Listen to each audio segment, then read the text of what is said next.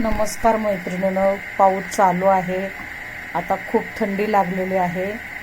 चला तर आपण आता 1 ग्लास पाणी टाकून घेते, कारण आपल्याला काळा चहा बनवायचा आहे.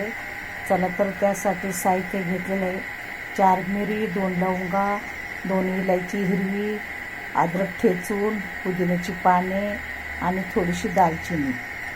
हे सर्व आपल्याला त्या चहा बनवायचा आहे त्यामध्ये टाकायचं आहे. आपल्याला आयुर्वेद चहा बनवायचा आहे. चला तर हे छानसं आपण आता उकळून घेणार आहोत. आता यामध्ये आपल्याला 2 चमचे साखर घालायची आहे. माझ्याकडे गवती चहा आहे, पण पाऊस खूप पडतोय आणि टेरेसवर जाता येत नाहीये पावसामुळे. चला तर 2 चमचे साखर टाकून दिलेली आहे आणि छोटा चमचा इथे चहा पावडर टाकून देते. चला तर असा मस्त आपल्याला काळा चहा प्यायचा आहे. चला आता आपण उकळी येण्याची वाट बघूया. खूप आता सर्दी पडसं होईल, त्यासाठी हा चहा खूप उपयुक्त आहे. छान उकळी आलेली आहे.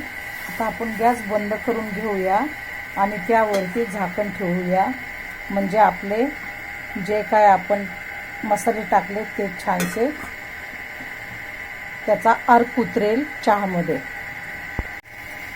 चला तर झाकण काढून घेऊया आपण. मस्त वाफ आलेला आहे चहाला. चला तर आता मी सर्व करून घेते. अशा प्रकारे मी गाळून घेतलेला आहे संध्याकाळचा चहा. असा संध्याकाळचा चहा, आयुर्वेद चहा तुम्हाला कसा वाटला कमेंट करून सांगा आणि तुम्ही असा चहा करून प्या. चला तर भेटूया पुढच्या व्हिडिओमध्ये.